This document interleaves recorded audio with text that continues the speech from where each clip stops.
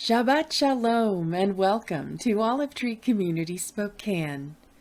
The following recording is from this week's teaching on the Parasha or portion from the Torah.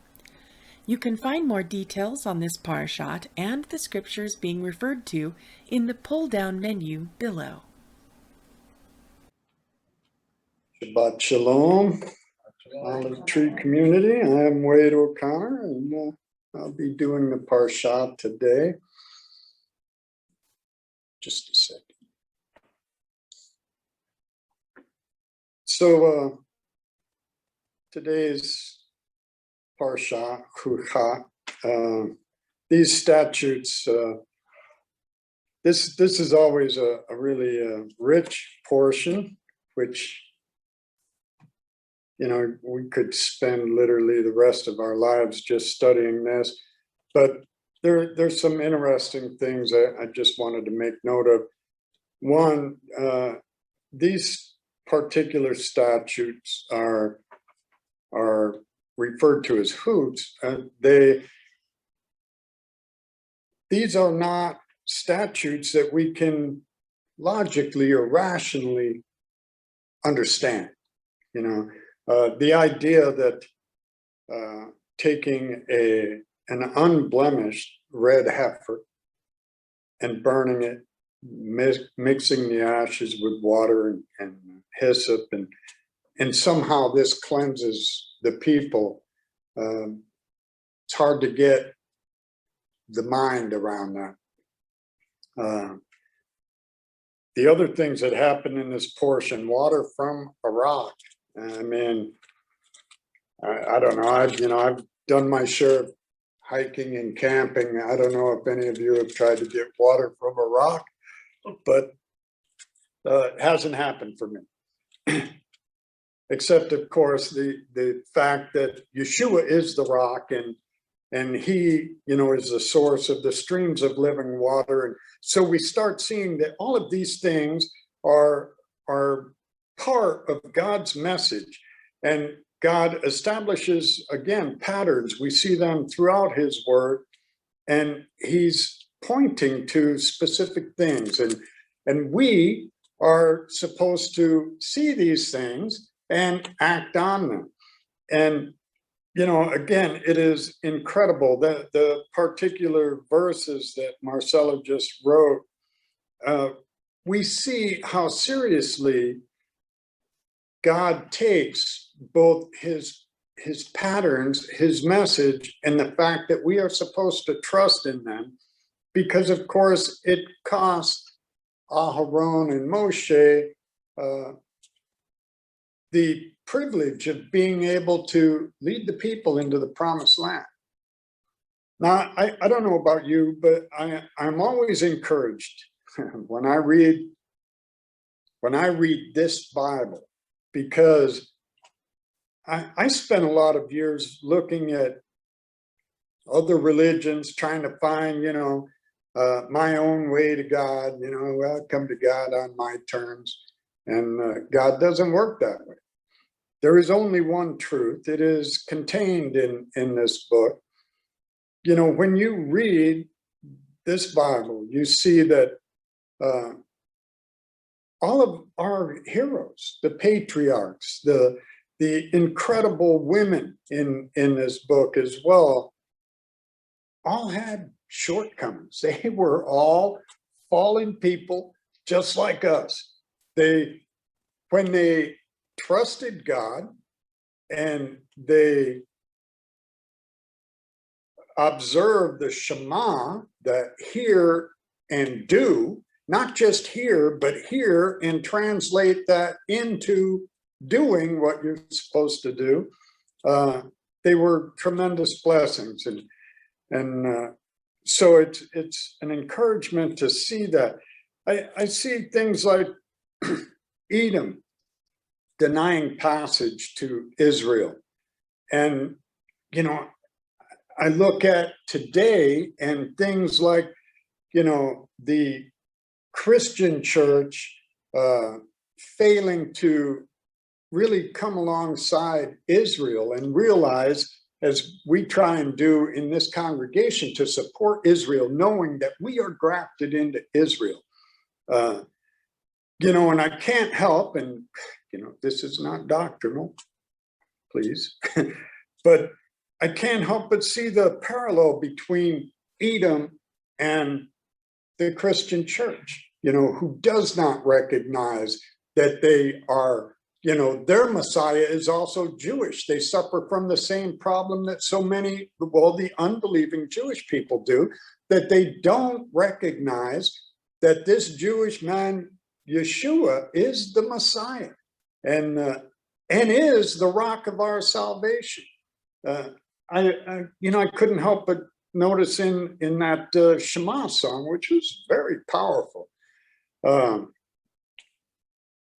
Another little thing, because when I read about, you know, the bronze serpent, wow, what is that about? And I can remember looking at it and thinking, you know, why a snake? You know, why would you hang the snake on that rod? And yet, you know, you just go to the Gospels and read that our sin was crucified on that cross. That snake that they saw here was what Yeshua looked like when he took on all of our sin. Clearly, he had no sin, but when he took on all our sin, he became that serpent on the cross. And, you know, it's interesting and important to understand that, you know, it is so easy for us as people to want something tangible to hold, to look at, to worship, right? I think of some things, you know, my whole life, you grow up and you're reading, you know, the kids' Bibles, the different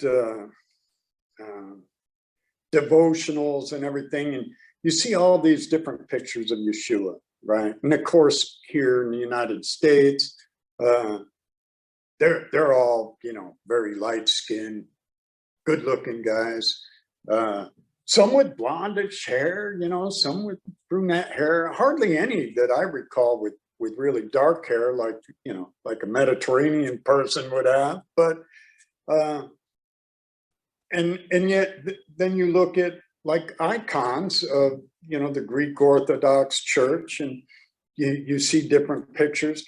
The point is, we don't know what Yeshua looked like. There's a reason. There's a reason, because we would get hung up on that. We don't know. Isn't it interesting that in the whole of this Bible, there is not an actual breakdown of what God's name actually is and the exact right way to pronounce it? You would think that if that was incredibly important to our salvation or to our daily life, that it would be in here numerous times, because that would be important. I see in that Shema song that the heavens and the earth will shake at the sound of his name. We're going to understand exactly what his name is. And when it's heard, the heavens and the earth are going to be shaking. It's going to be pretty incredible. I'm looking forward to that. But the point is,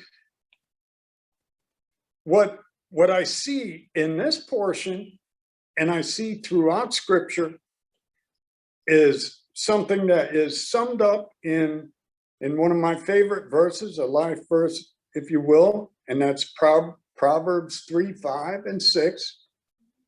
Trust in the Lord with all your heart and lean not to your own understanding. In all your ways acknowledge him, and he shall direct your paths.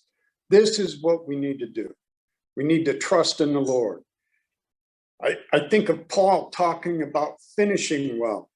Again, I'm encouraged by the fact that when I read Scripture, I see that all of these people, as incredible as they are and the different things they did, whether it's Abraham or Moses, any of them, King David, they were all human beings. They all fell short.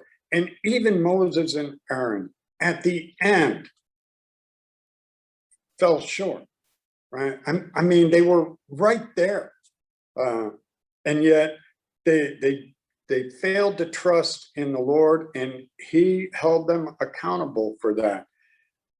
But we know, because we see Moses on the Mount of Transfiguration, that, he is with God. There is incredible encouragement there. We need to try and finish well. And the older I get, the more I see how difficult that can be, because my patience is getting a little shorter as I get older.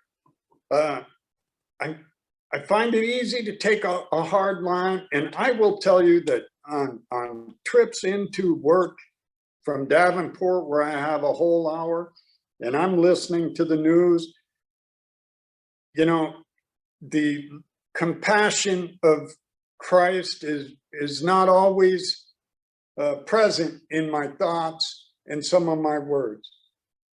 But I know what Yeshua wants. I know he wants us to love each other. So those things, I try and take those thoughts captive, and they do not come out when I'm talking with other people. I do not condemn other people. I know we need to be praying for them. My heart breaks for the number of lost people in this world, and the death that we see daily, and the things that we're seeing over in Israel right now. And yet I need to just trust in the Lord, right? Allow him to direct my paths, acknowledge him in all of our ways. I think we forget how important that is. Everything. I can remember being younger and thinking that, some of these people around, church people, the older women, especially the older women, not so much the men, but more women, God bless them. They would pray about everything. Oh, Lord, please make that light turn green. Oh, Lord, please please let there be, broccoli at the grocery store. You're like, oh, Lord, this is over. I don't know. I don't know that was over the top. I thought it was over the top back then. Now I'm thinking, in all our ways, acknowledge him. So I just encourage you to do that, and we will experience the goodness of the Lord. Thank you. Thank you.